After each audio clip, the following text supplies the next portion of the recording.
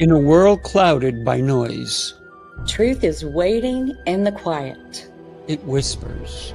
until someone dares to listen. She is the Oracle, Tammy De Mirza, a world-renowned intuitive. A messenger of what's hidden She sees what others cannot. and speaks the truths you have been seeking. And he is the master, Sifu Raphael, a master instructor, strategist, A guide who leads with discipline turning wisdom. into action. Together, We awaken what's been buried we ignite the hunger for truth, and we challenge illusions. guiding you to your next level of power. Two powerful souls unite to awaken what's been buried. To break what's been bound and to speak what others want. The Oracle, And the Master, it's time. Good morning. Good morning. It's so good to be with you and whoever is joining us now or later. Welcome. Welcome, welcome. Absolutely. Tammy, I'm super excited for all the things that are happening in both our worlds. Wow. Do you want to go first? I would love for me. No, I would love for you to go first because you are so clear. Your awakening is so present. I love it. Thank you. I'm still learning. And some of the things that I just learned over last week, I'm going to share about awakening and what that does and how you get there. It's going to be nice. Some of the things that are occurring is that I just found out about 2 weeks ago that I am now honored, very honored to be asked and am now an ambassador for IDEA Institute. And what that is, it's huge. It means that I am not only a part of the International Pentecostal Assembly's ecumenical, and this honor came by a personal seal from Chief Apostle William McCoy. I'm telling you, I cried because it's a full circle of what has happened in my life, from religious context to spiritual context to everything that's happened. And one of the things that meant the world to me was I am now under their protection. I belong. I belong. And I left the church when I was 33. So this is, and now I'm 66. So isn't it interesting that at 33 years, I now belong somewhere? I'm so thrilled to have this honor. And then I am preparing 3 different speaking engagements, 2 of which are at the United Nations on the 4th of February. And one of them is actually just a couple of minutes in the big general assemblies where there's 800 and something people. And then one of them is at a gala where I am the keynote speaker. And I'm winning, I think he said 3 different awards. I know one of them is a Medal of Honor and one of them is a Global Lifetime Achievement Award. I could start crying. It is amazing what happens when you become aware of who you are and you step into that truth and that I am that magic presence. And every single one of you are. Every single one of you will be recognized when you have the awareness of yourself. And so these are just a few of the things going on. There's much more to share, but I want to know about you. Tell me what's going on with you. Well, one of the things, I just had shoulder surgery. And the fact that I can, this is the arm, this is the shoulder, and the fact that I can kind of move it with a little bit of assistance, and I can do a lot of things. To me, that's just a beautiful thing. And I think that one of the things that has happened is my therapist a little bit like, what is going on? Why are you able to do what you can do? And I said, it's because of the way I think, right? Going into surgery, I had a little prayer. I had a little conversation with God, if you will. And I said, God, heal me before the surgeon touches me. And I said, so that when he goes in there, it's going to be like, psych. And when I came out of surgery, he saw me and he said, it was a success. It was great. Everything was great. He did actually have to repair, right? Because I had rotator cuff surgery. And so, but everybody expected me to be sleeping on a recliner, not sleeping in my bed. They said, we're going to give you these pills because you're going to be in pain, and this. Zero pain. Zero pain. I slept in my own bed. And even a week later, when I saw the therapist, he's like, oh, so are you sleeping on a recliner? I was like, no. He's like, no. I said, no. He goes, any pain? I said, zero. Not even 10%, not 5%, zero. And so when he started moving my arm around, he's looking at my face to see if I'm lying. Because the face does tell a lot. When you're in pain, it turns, right?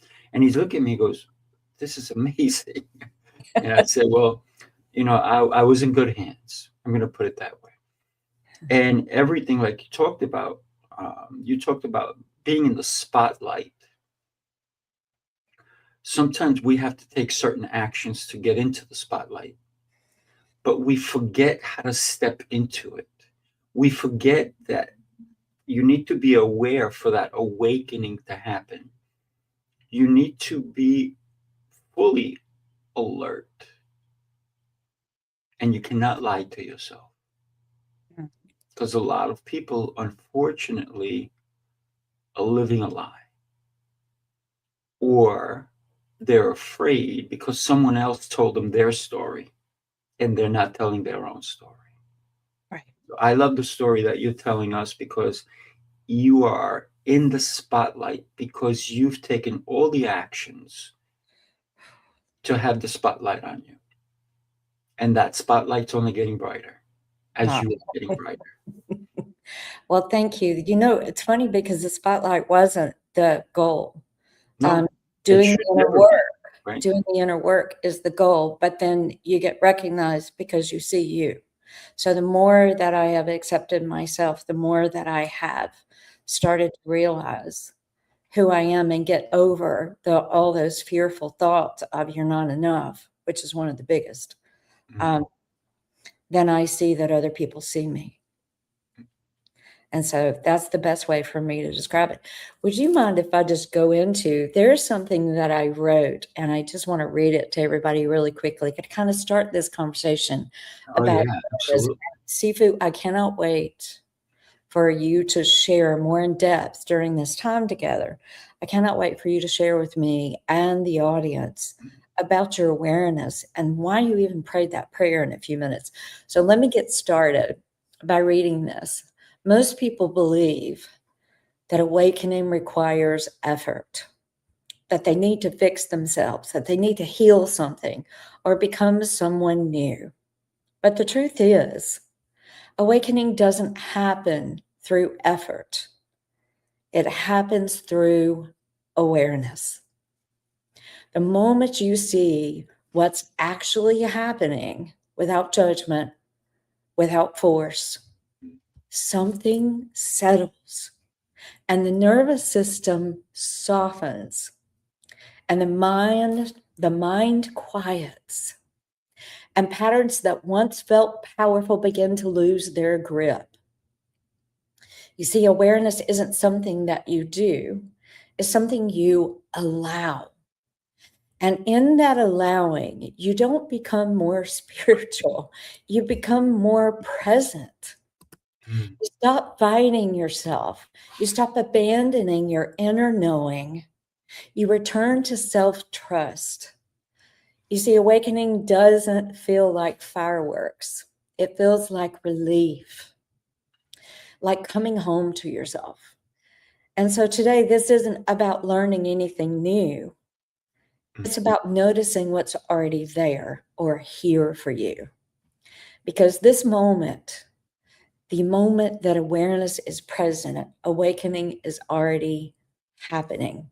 So I would love, if you don't mind, this is a really good opening for you to actually go into, how did you have the awareness that you could even pray that prayer? God, heal me before the surgeon even touches me. And now they're wanting to do a study on you because you're not normal. I never claimed to be normal. Well, neither one of us are, or we wouldn't be together. That's right. That's right. It's I just want to share with everybody also listening, or you're going to watch the replay, because awareness is where the authority returns, right?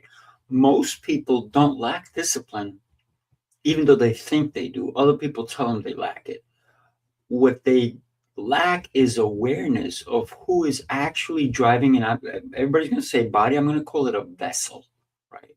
Because this is the vessel that I'm in, and the decisions that we take every day. The moment awareness comes into us, man, it's a beautiful thing, and authority does return to oneself. So there is no force, there's no motivation, there's no speech, just clarity. You understand when you look in the mirror who you are. It's one of the things I want to say. It's not about judgment. I do not judge myself. The minute I start to judge myself, I'm someone else, because everyone else in the world is going to judge us. So I don't judge me. I accept me, because I do believe in God, and if I am created in his image, then boy, am I good looking. Boy, am I sharp. Boy, am I smart. Boy, am I divine. Boy, and all these things. If I am created in his image, then yes, I am a gift. I'm a gift to the mirror that I'm looking into. I'm a gift internally. And one of the things that people always ask me, how come you so calm? How come you so chill? And I go, because I do not allow outside sources to enter my vessel. Wow. This is why when I was giving drugs to take home, because I'm going to be in so much pain, I don't even know where they are. I never took them. When I went to therapy, they said, are you taking the pain meds? I'm like, why? That's not coming in my body. When I went to have my physical 2 months before my operation, my doctor says, and she's my doctor, but maybe she thinks I go somewhere else. And she goes, are you on any medications? I'm like, no, doc, you're my doc. Any pills, anything. I said, absolutely no. And they will not be entering my body. And even when people say to me, like if I feel like maybe I have a headache or something, they're like, oh, you should take something. I'm like, I already did. What'd you take? A breath. That's it. That's all I need. And I know that that headache could be because maybe I'm hungry. Maybe I didn't drink enough water, right? That's it. And then my headache goes away. And I have not been sick in years and years and years. Why? Because of the way I treat my body. My body is a gift. And if you take a gift and you throw it in the corner and you don't look at it, that gift is going to have dust. It's going to be forgotten. I look at this gift every day. You're a gift. You are too. I want you to go a little bit deeper and talking about the awareness that you had about knowing that you are in control of your body, and how that really illuminates calmness and stress-free environments. So one of the things that I have really learned a lot about from Dr. Don Wood just this last week, being at his institute, was the alpha state. And when we can get into the alpha state, There is no judgment. There's actually a master class that I just did for a manifestation class, and I put them into an alpha state for over an hour. Mm. And that to me is the sweet spot of being able to manifest. But I want you to explain to the viewers how you have this awareness, this knowingness that you can calm your headaches. I control my hiccups. I get hiccups if I'm really hungry or sometimes after I eat, and I'll say, give me a second. And immediately I'll regulate it, just like I did climbing Mount Sinai. And the guide is like, do you need to stop? I said, just let me prop against a stone for a second. And I would regulate the breathing, and it felt like I had rested for 20 minutes. Let's go. And he would look at me and he'd go, okay, I'm ready. Let's go. But it's that same thing. I want to know from your words, how would you describe it? I say that because I've had so much adversity in my life. I have more lives than a cat. How's that? Yes, you've told me a little bit. And for me, it's been about what can harm me. What is it about my life that I'm still here? So therefore, I'm also not afraid of that. Me either. So it's pretty crazy, right? And I know that so many people will never want to even talk about their own death. No. I don't know how I'm going to go, but I'm going to tell you that I'm going to try to prolong it as much as I can, because I know that you and we have a mission, a goal to make a difference in the world. And whether we do it with one person only or a billion people or 10 billion people, by the time we're done, we'll probably be that many, come and go, right? But I don't know. And so that uncertainty keeps me going, keeps me aware that I do have this incredible, incredible mission, that every day is a gift. I am a gift to this world. The world is a gift to me. You're a gift to me. Everyone I encounter is a gift. And without acknowledging another human being, I could not be the gift. So my awareness and my calmness comes from knowing that nothing can truly harm me. And people are afraid of something they don't even know. Death. What does it feel like? You won't know because you'll be dead. That's how I think of it. You won't know, right? And if anybody out there has said, I've died and I've come back, I'd love to have a conversation with you. What is that like? What was the feeling, right? Because I've never felt it. I know I've been on the precipice, if you will, of almost dying.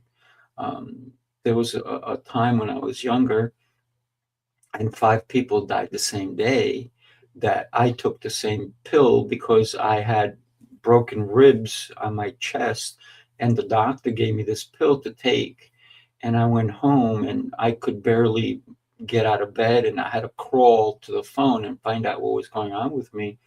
And all they said, which is crazy, and I don't drink milk now, but the nurse said, do you have milk at home?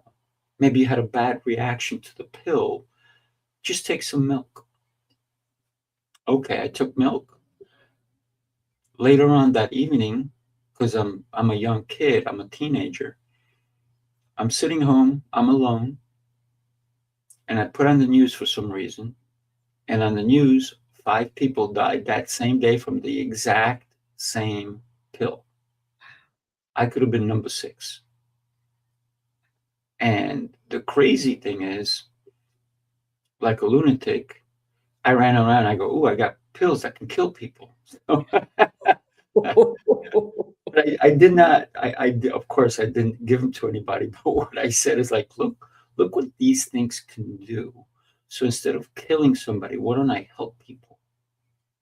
And so that awareness of understanding that we have this power inside of us, that we can harm somebody or we can help somebody. Yes.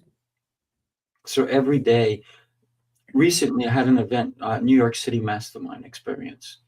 We had it in New York in my facility.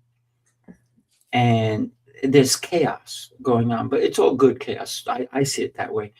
And one of the guys who's doing video and everything, he comes over to him. He goes to me, "How come you're so calm?" He goes, "Most people would be losing it with this happening, that going on, this speaker going, da, da, da, da, da, da." He goes, "But you're so chill." I said, "Well, why should I be crazy?" I said, "There's no reason for it."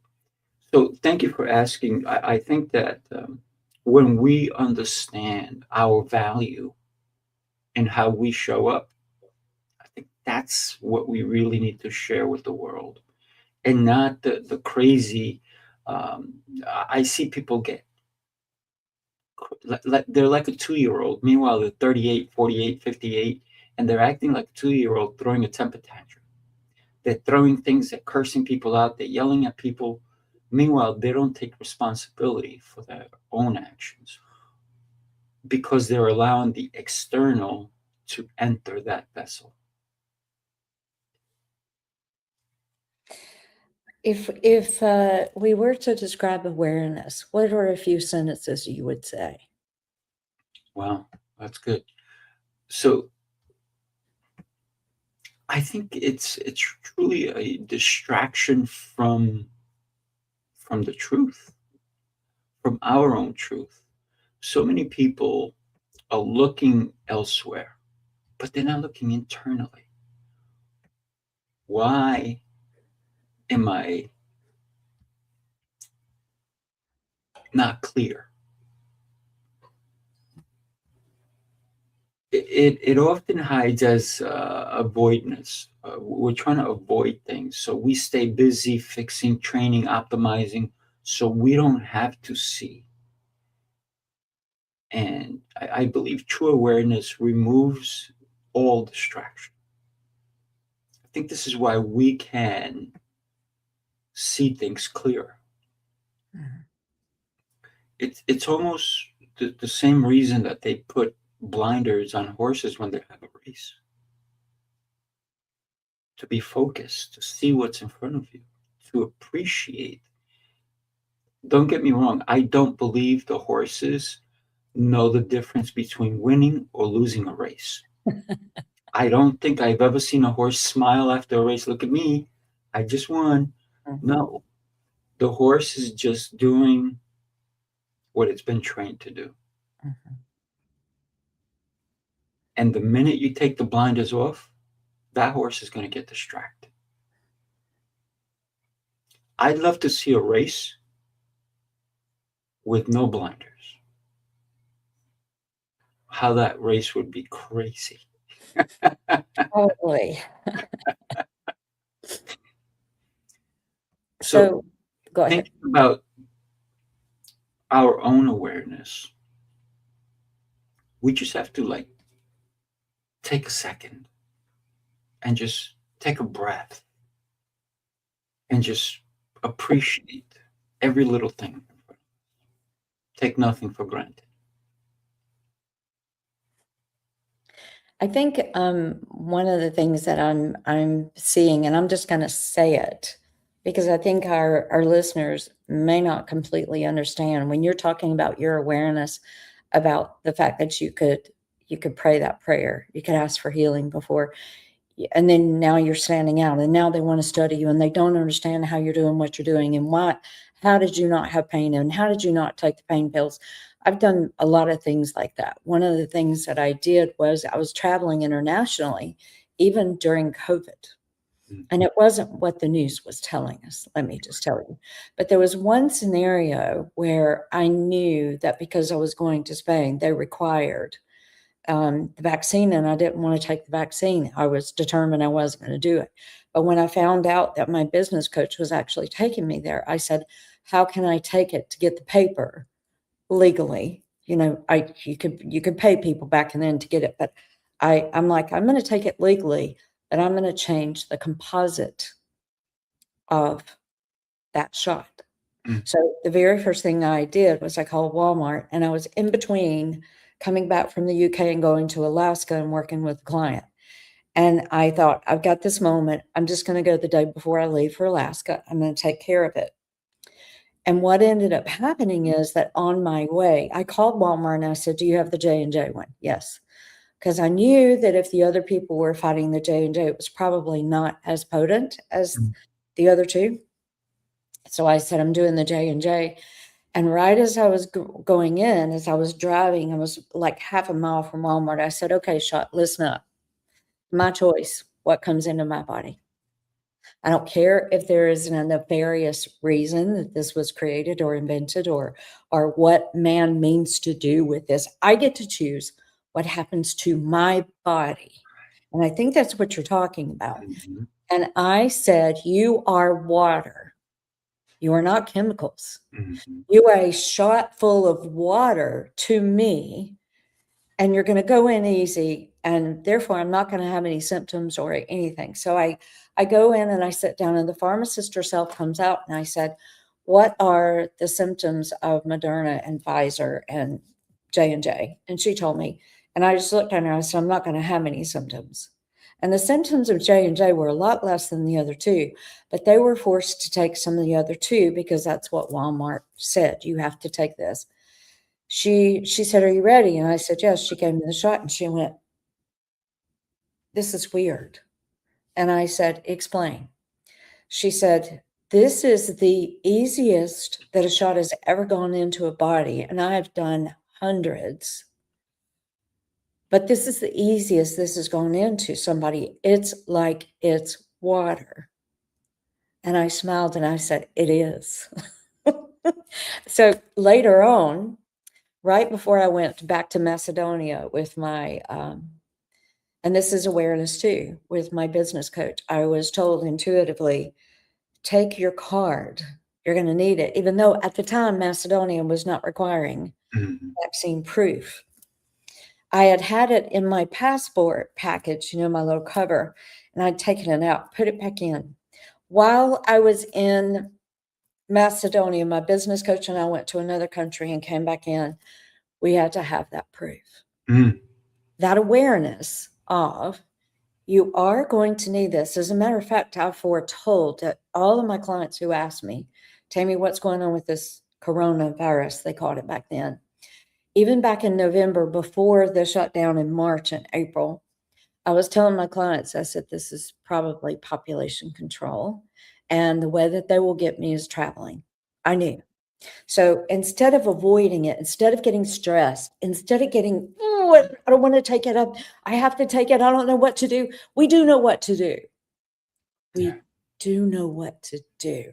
And that's what I see that you did right before you had the surgery. You made some decisions. You made some choices. And for the pharmacist to say, I've never had this before. It's like it's water. Right. It is water. So I did not have one symptom at all whatsoever, like you did not from the surgery. So awareness to me is a lot of different things, and this is just a small fragment of it. Another type of awareness that I will give the audience just so that you can calm your nervous system down is don't fight it. Don't fight it. Look at the bigger picture. Look at the balance of up and down and the contrast of right, wrong, up, down, healthy, sick. We came to experience these dichotomies. We cannot avoid them. It's why we're here. There are healthy people and there are sick people, and I'm talking about in the head. With personality disorders, I've married quite a few of them.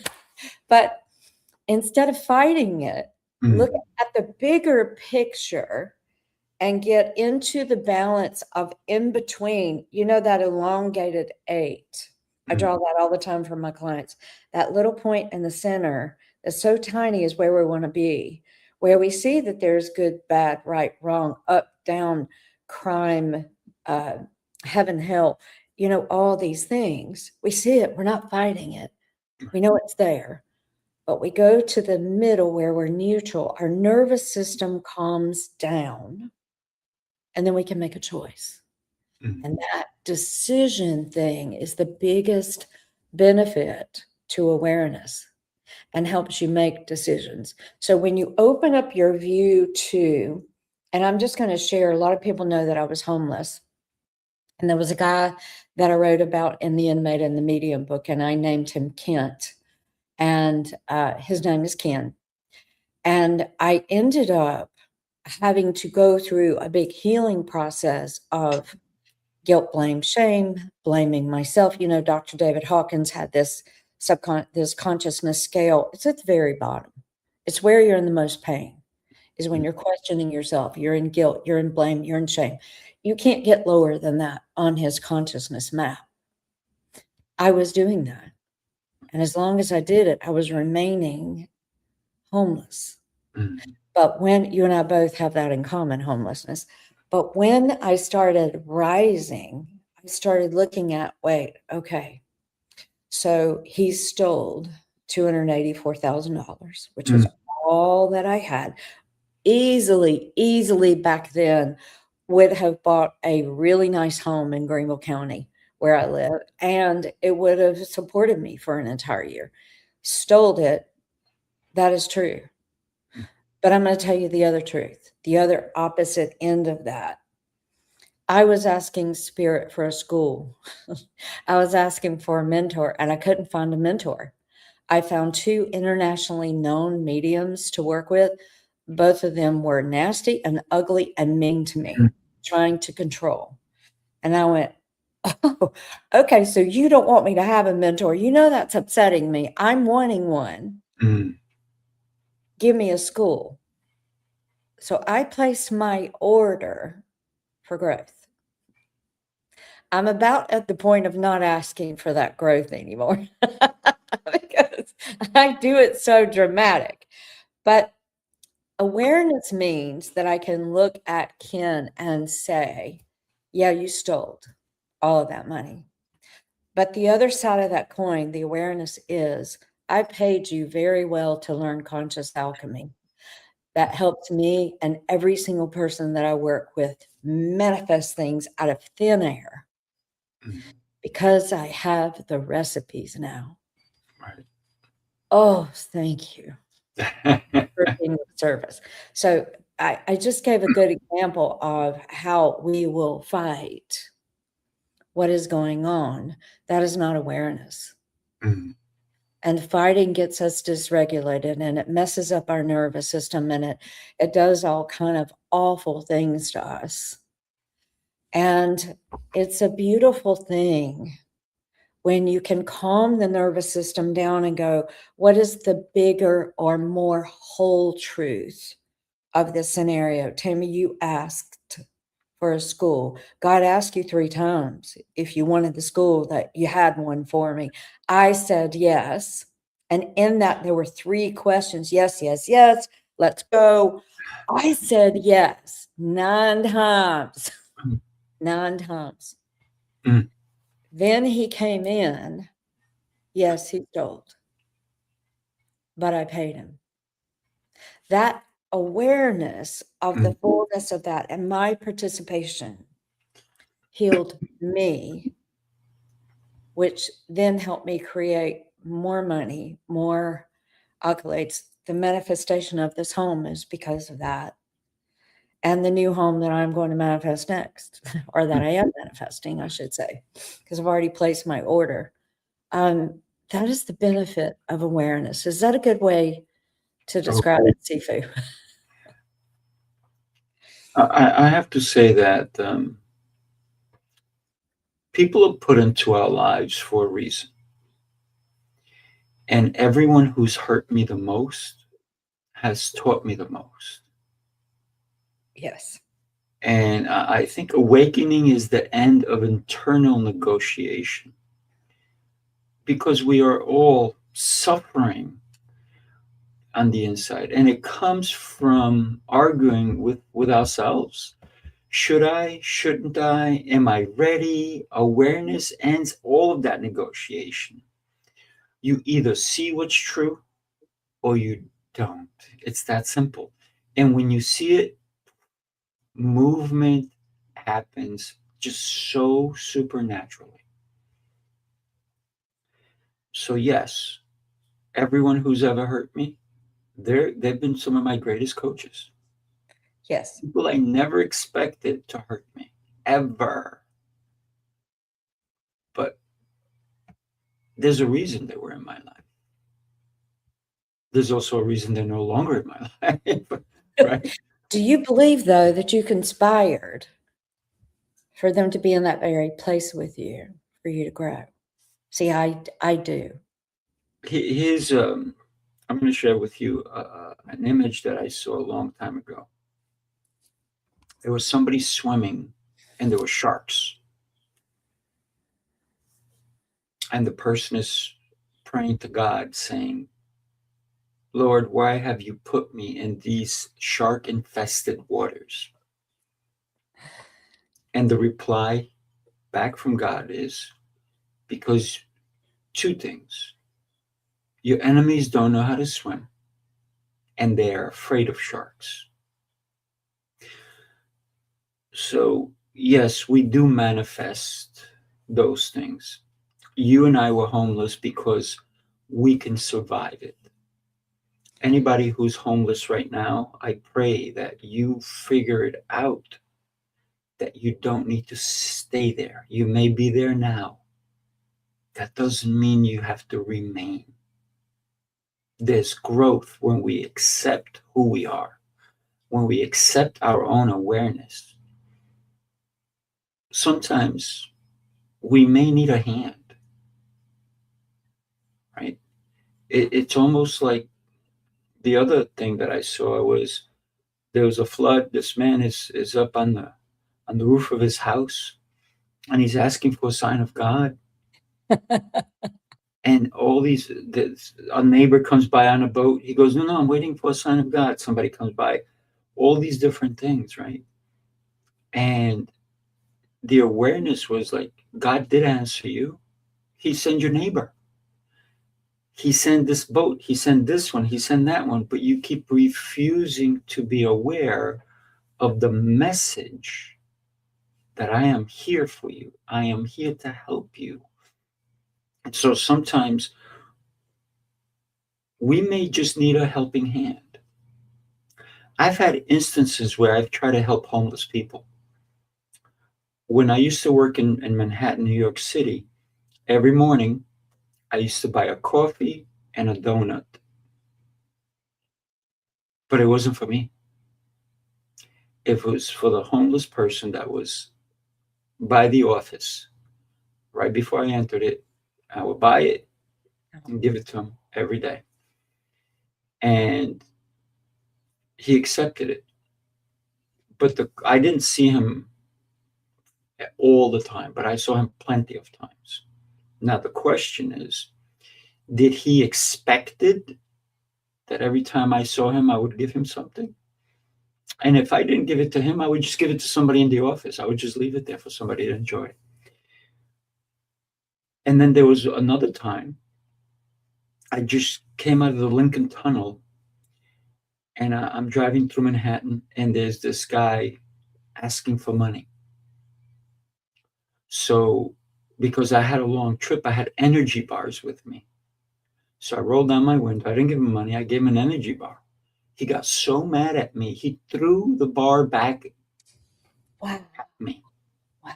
He thought I was giving him money. Meanwhile, I gave him something healthy to eat. He looked at it. I already had rolled my window, and I'm already starting to pull away.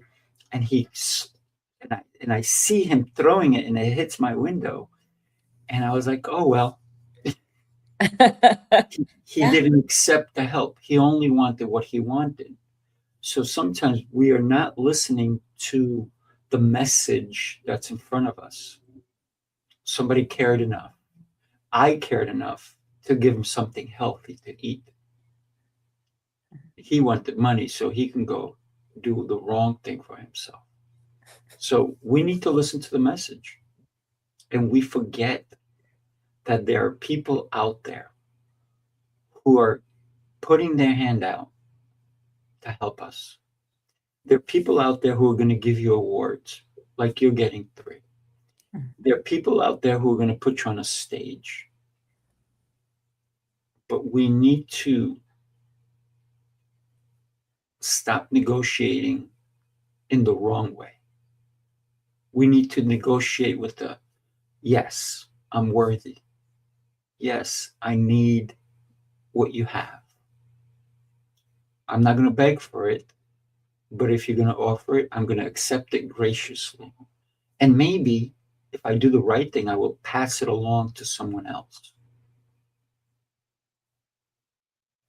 I'm not one of those people that only gives, which I am, but I also don't mind receiving when the timing is right. I'm not a taker. I don't take. Because if you're not ready to give it to me, why should I take it from you? So for me, it's that awareness, right? How do we accept the message, and how do we not kill the messenger? Right? Well, while you were talking, it brought up something I think is really cool to share. I have an amazing friend that I met. I was being filmed in a movie in September in Arizona, and I met Tico. Her name is Dr. Teresa Goss. I was in Vegas. I'm on the stage with Les Brown. I'm going to be interviewed by him. I shared a stage with him in June. It was in September in Orlando, and I had a private conversation with him, and he said, I need to interview you. So we're going to set that up very soon.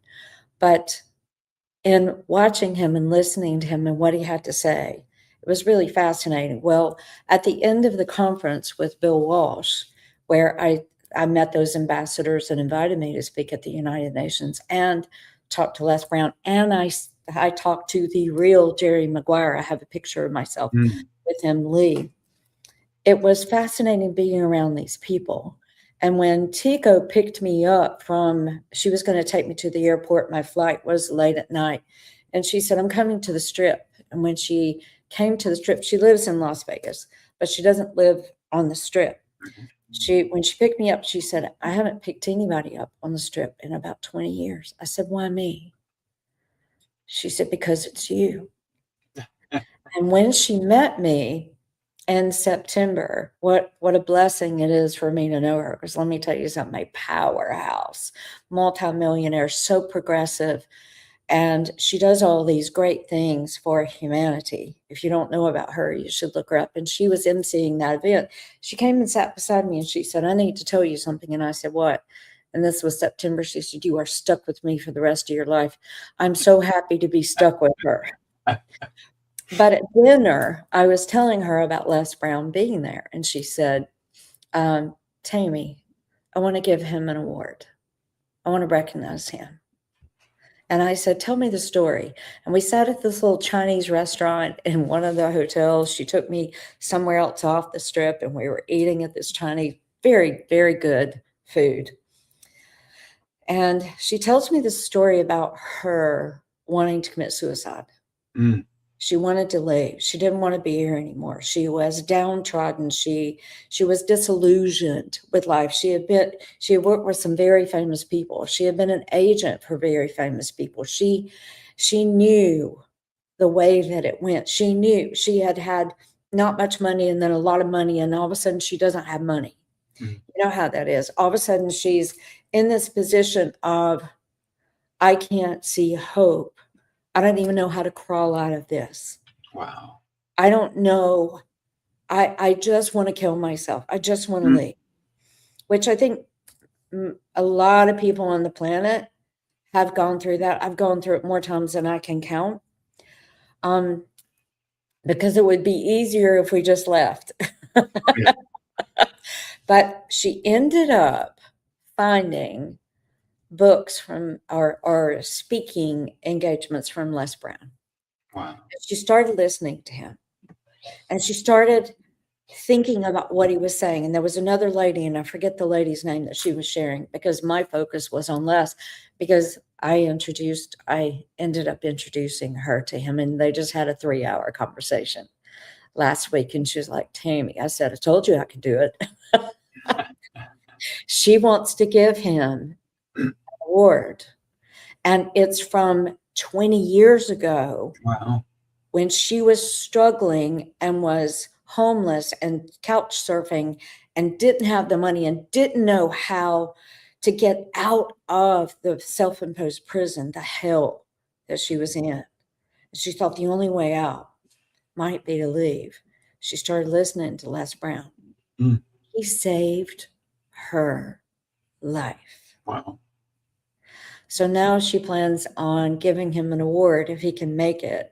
And I know it's earlier this year, and she's having another event in October where she's giving me an award. It's funny how all these things are happening, but I hope that that story encourages you. I hope that no matter where you are when you listen to this, no matter where you are, no matter what decisions you have made, no matter what mistakes you have made, that is not your identity. Your identity is what did you do with it? When I think of Tigo and what she did it, and the homelessness, what you did with it, the homelessness, what I did with it. Sir Dr. James Dentley, what he did with homelessness, he was homeless twice. Mm. A lot of people that I know that are big goats in the public speaking world that were homeless like us. Mm. So we're in good company, but I'm not happy that we all had to go through that. Right. It was not fun for sure. Right? It's not fun, but our identity now is because of what we did and what Tigo did to get out of it. And she is such a special person to me. I could start crying. I just love her. She's spicy as hell. And that story was so big for me. You know, what's going on in your life and what awareness do you need? You can get it from watching my YouTubes, watching your YouTubes, watching our broadcast, watching this show, watching anybody. I told the client the other day, I said, you really need to start listening to Dr. Joe Dispenza. Mm. And I checked in on her, even though our mentoring stopped. I checked in on her and said, you've been on my mind every day. What's going on? How are you? She said, I'm better. I'm watching his videos. Mm. We have access to so much awareness. It's distressing when you're in hell. Mm. There's way out. There is. And you can get the awareness from so many millions of people now. But please do not go to negative or people that are not giving you the truth, because the truth is what sets you free. Oh, yeah. You are worth getting the awareness. I got to tell you, I didn't become who I am by adding more layers. I became who I am by removing what wasn't real. So awareness does strip away performance, identity, and noise until only the truth remains. So if you were to take the outer shell, what's the inside? What is it that really resonates when you encounter another person? What are you looking at? Are you looking at the shell, or are you looking internally? When you and I met and we sat in your hotel room for a couple of hours, and we just sat on two chairs and we sat there and we talked, what did I tell you? I remember you telling me that there's many things you said, Of but course. one of the things that touched me was you saying, you're the first person to see me. You were. Well, see, that makes me want to cry now, even because I know I know that being seen is one of the biggest gifts that I can give anybody. Because I'm clairvoyant, because I am a seer. It's I think that's why people come to me. And they work with me, because they know that I see them, and I see the good, the bad, the ugly, the beautiful, and the potential. Yeah. It's very interesting, because when we sat there, we said, we need to do something together. And this is where this show was born, if you will, because and the more that we get to know one another, the more I think I love you more. I hope that our relationship will continue to grow. And one of the things that I feel like you and I will do life forever together, right? Am I stuck with you like Tigo? You're not stuck, you're not stuck, right? But it'll be a fun ride, right? And when you think about the identity of who you are, the identity of who I am, this is why I think the name was such a great way to come together, the Oracle and the Master, if you will. So think about the identity that we have in the world. From a kid, people knew who I was. Yet I would go, oh, I'm sorry, and you are? And it wasn't because I have this big ego. And one of the things I say to everybody and anybody, even if you're listening, if you ever see my ego, please punch it in the face, because it doesn't belong anywhere near me, right? And so it's not like, look at me, look who I am. No, none of that. Because you can't be that if you're a giver. If you're a taker, then you're like, look at me, look at me, look at me. So as a giver, I only keep elevating. And like I said, not by adding, but by removing the nonsense, removing the lies, and accepting the truth of who I am, who I'm meant to be. I am a mentor. I am a coach. I am a trainer. I am a brother. I am a father. I am a friend. And when we can realize that we're here to give and not take, but we're also here to receive, right? You're going to be receiving some awards. You received all these different, you're an ambassador now. Wow. That was a great gift to you. Yes. And congratulations. No, thank you. I'm still emotional about it because of the connotations and what that meant to me personally. It was a healing. Yeah. One of the things is that awakening, if you will, should not feel exhausting. Something's off if it feels exhausting. It should feel enlightening. It should feel light. So if the more honest you are with yourself, the more relief you're going to feel. And because no matter where you are in the world, there you are. Yeah. There you are. You cannot hide from yourself, even in darkness. There you are. You can go to the beach, you can go to the mountain, you can go to the desert, you can go to the forest. Who are you? I'm the same person. I'm just in a different environment. I'm in a different country. I'm in a different state. But when we talk about state, I'm still in the state of loving me, because I have to start with me before I can love anyone else. Yes. Can I tell you something I haven't said to you? You came up with the name, the Oracle and the Master. And I immediately understood the connotation of the Master with you, with the martial arts and the amount of study and how much time you devoted to it. And it's what you do. And you do it very well. I know you do. But when you came up with I'll receive that. I'll receive that. Well, yes. But when you called me the Oracle, I have to tell you, I'm going to look at the definition really quickly. I had to look it up Sifu. I didn't even know what that meant. I'm like, where did he come up with that? That as a noun, it is a priest or priestess acting as a medium through whom advice or prophecy was sought from the gods in classical antiquity. And it was like you saw me. I also know that in doing a deeper study in the oracle, it's actually, hello, Mandy, nice to see you. Thanks for joining us. Yeah. When I looked that up, I realized that it was somebody that it's somebody that's done the work. It's somebody that has arrived to a certain state of awareness to be that oracle, that speaker, that person.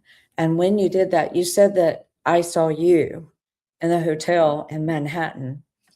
I had been speaking in the theater district, and my face was on the Jumbotron for the second time in 3 months. Don't even know how that occurred. But you met me there, and you said that I saw you, but you saw me. So when you came up with that title for me, I went, of course. So I just want to say thank you for the idea of coming up with, you're the one that said, let's do a show, because I've never done a consistent show. I've been on a lot of interviews, a lot of stages, but I've never done a show. You're my first, and it's so great to be here with you. Yeah. Thank Look you. at that. Jose says we're two of his favorite people, and Well, you you're are one of ours. Oh, that's awesome. Absolutely. Thank you, Jose. I love you. Yeah, absolutely. He's someone I'm doing life with also. When we think about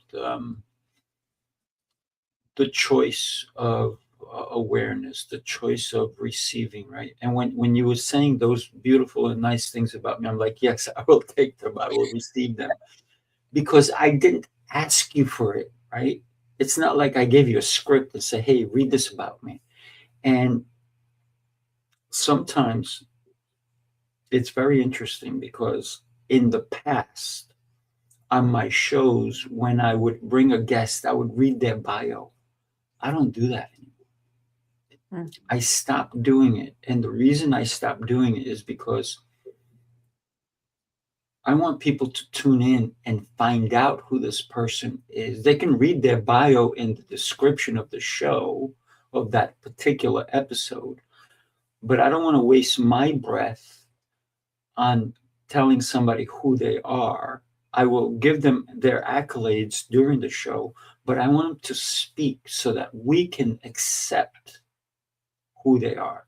And I think that has made my shows just that much better, because it's not me saying, hey, look at you, look at you, look at you. It's more like, let's all look at you. Let's find out who you are and why you even are here with us, so that we can accept you, so we can see the brightness or the brilliance that's inside of you, right? Yeah. Well, I'm going to have to run in just a minute. And I just want to say, for all of you who watch this, you are so much more than you think you are. And I need you. And Sifu needs you. And I'm not talking about to be a part of our audience. We need you to become aware of who you are. We want people on the playground to play with that are in the same mindset and awareness of, and Jose is one of those too, that just, you realize that you have to overcome a lot of fears to even get on a stage, much less be a leader. And we're all leaders. And I want to know what all of you came here to lead. I want to know what all of you came to do. I want you to know I need you as much as you need me. Oh, yeah. Right. Thank you, Deborah. Yes. So think about, and I know that you have to go. This is a totally shared space. We want you to share this episode with someone else, somebody who may need to listen to the message that came across, because you are worthy of you, but you need to find the truth about you. You need to look in the mirror and peel everything off. Listen, stand in front of the mirror naked and don't go, oh, look at this, oh, look at that. No, look at the beautiful person in front of me. A quick joke, right? One time I was at an event and I was like dressed in different suits, and they go, man, why do you come?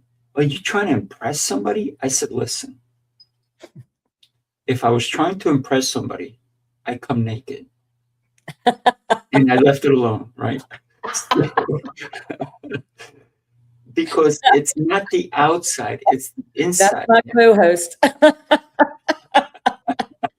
I would not be saying that. But the reason I said that is because I wanted to enlighten them that it's not the outside, it's the inside. But we don't always look at the inside. We look at the surface level. And so for us to get to know us, stop looking at yourself from the outside. Sit in darkness. Sit in darkness with yourself.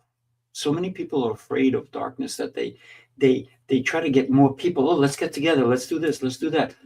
Always noise, noise, noise, noise.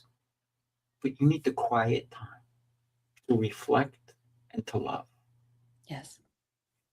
I'll leave that with everybody. You are loved. We love you. Mm-hmm. And I love you, Sifu. Oh, the feeling is 1,000% mutual, And everybody listen, this young lady is going to be speaking at the UN February 4th. So congratulations. Thank you so much. You're changing the world. Thank you for what you do. I am I'm thankful for every single thing that I have gone through that has made me who I am right now. I wouldn't change a thing. There's nothing to shame or feel guilt about. It just is. And when you stop fighting it, when you stop even blaming yourself for something, I look at every single thing that we go through as an opportunity, and it's a gift. And if you use it, you become a conqueror. You become a victor instead of a victim. Thank you, Mandy, for your comments. I appreciate you. Oh, yeah. She's incredible. Yeah. Good. Thank you. Love you all. So good to be with you. And we will be with you February the 8th. No, I'm sorry. January 28th, which is next week, next Wednesday. And then we're coming back to, I wrote it down here, we're coming back February 11th. Yes, February the 11th. February 11th, we will be back. So join us again next week. Tammy, love you, girl. Love you too. Bye. Take care, everybody. God bless.